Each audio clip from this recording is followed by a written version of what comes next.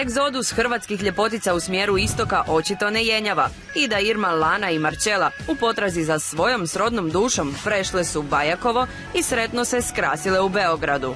Mislim da sam se zaljubila u nekog koja je, ne znam, iz Sibira ili iz Afrike, otišla bi tamo bez razmišljanja jer mislim da je to dovoljno bitna stvar u životu koji ti se desi, da je to gdje ćeš ti živjeti s osobom koja ti je super je zapravo sporedno. Imam jednu sličnu priču kao Idinu, a to je zapravo da je Dragi spakirao kofere i preselio me bez neke moje pravo glasa, ali da, ljubav je bila tako, je presudila, tako da, eto ga, tu sam sad. Srpska metropola, za razliku od ove naše, živi 24 sata dnevno. Zabava u njoj ne svodi se na đuskanje i vešalice. I baš zato u njoj se uživa punim plućima. Svaki dan ima nešto novo, svaki dan nudi nešto novo. I tako da nekako više mi odgovara. Sve je nekako isto koji u Zagrebu, samo veće, moćnije, krupnije i divlje. Sve je nekako isto koji u Zagrebu, samo veće, moćnije, krupnije i divlje. Sve je nekako isto koji u Zagrebu, samo veće, moćnije, krupnije i divlje. Sve je nekako isto koji u Zagrebu, samo veće, moćnije, krupnije i divlje. Sve je nekako isto koji u Zagrebu, samo veće, moćnije, krupnije i divlje. To je ono zbog čeg Zagrepčani jako vole ići u Beograd, je zato što ovdje stvarno se živi jednim urnebesnim lifestylom. Imam čak i neki osjećaj da ovdje kod tih nekih narodnjaka i nema tako otvoreno. Ok, fashion ne ulazim, to je kao neka druga estetika, ali što se tiče glazbe i tako to, mislim, ja u centru grada ili u bilo kojem klubu tako nisam ni bila u Beogradu, tako da ni ne znam ni di su, iskreno. Istina ili početnički zanos, ali ove su dame novim prebivalištem još uvijek oduševljene. Sloboda, duh, nema mjere, žive život punim plućima, to mi je motivirajuće i genijalno.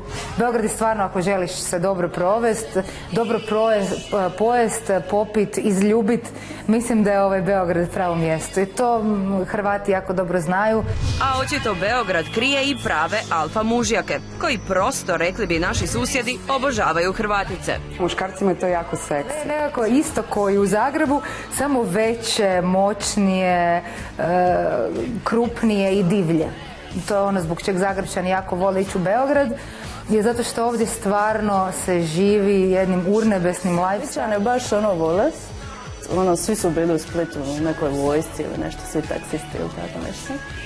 A mislim da generalno Hrvate primaju baš da su super. Osim ljubavi, u Beogradu se kuju i poslovni planovi. Splićanka Marčela režirala je video prvijenac samostalnog projekta Ide Prester, u kojem se pojavljuje kao Frau Casio. Gledam te, dotiraš moje krugove, gledam te kako ne znaš.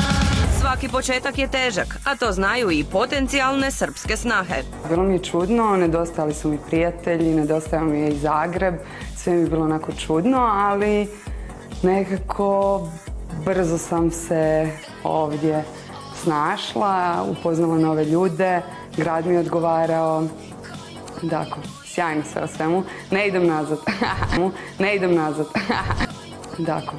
Sjajno sve o svemu, ne idem nazad. Stvarno u tom Beogradu nekako osjećam totalno underdressed prema svima, onako krupnije su sve te žene, onako duge noge, ogromno to sve napucano, ja se baš osjećam kao neka curica. Na veliku žalost svih hrvatskih mužjaka, kombinacija da se Srpkinja zaljubi u Hrvata puno je rjeđa. Mislim da te Srpkinje, te naše jadne Hrvatiće pojedu za doručak, smlave ih u prvih 5 minuta.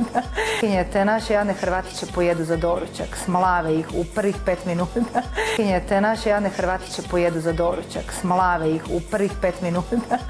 Te naše jadne Hrvatiće pojedu za doručak, smlave ih u prvih 5 minuta. Jer su, znaš, jače su, ja vidim te ženetine oko mene, ja ih se bojim, a kamoli neko ko bi njima trebao biti frajer.